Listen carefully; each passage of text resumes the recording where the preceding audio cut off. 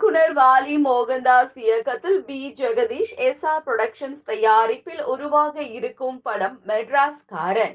இதில் ஷான் நிக்கம், நிகாரிகா கொனிடெலா, கலையரசன் மற்றும் பலர் நடிக்க உள்ளனர்.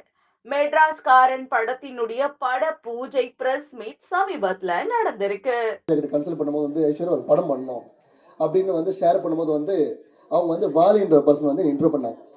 இன்ட்ரோ பண்ணணும் வந்து எனக்கு வந்து அவங்க ஸ்டார்டிங்கில் சொன்ன விஷயம் வந்து ரொம்ப நல்ல டேரக்டர், ஃபியூச்சர் கண்டிப்பாக வந்து இவர் வந்து இப்போ இருக்கிற யங்ஸ்டர் டாப் டேரக்டர்ஸில் ஒரு ஒன் ஆஃப் த டேரக்டர் வந்து வருவார் அப்படின்னு சொன்னாங்க. ஃபர்ஸ்ட் நாங்கள் மீட் பண்ணோம் 2018 ஒரு கதை சொன்னார். கதை சேர்ந்து அப்பயே பண்ண ஒரு படம் ஆரம்பிச்சிருப்போம்.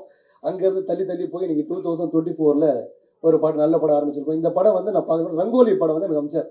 இந்த படம் பாருங்க அப்படி தான் அமைச்சார். பாருங்கள் அவர் ரிலீஸ் ஆகுது. நான் ஃபர்ஸ்ட் இப்போ அந்த படத்தை பார்த்தோன்னா அந்த படம் வந்து ரொம்ப பிடிச்சி போச்சு. எனக்கு ரொம்ப சென்டிமெண்ட் ரீதியாக ரொம்ப பிடிச்சி போச்சு. பிடிச்ச உடனே வந்து அவர் உடனே கால் வச்சேன், பிரதர் நம்ம மீட் பண்ணலாமா அப்படின்னு கேட்ட உடனே மீட் பண்ணோம்.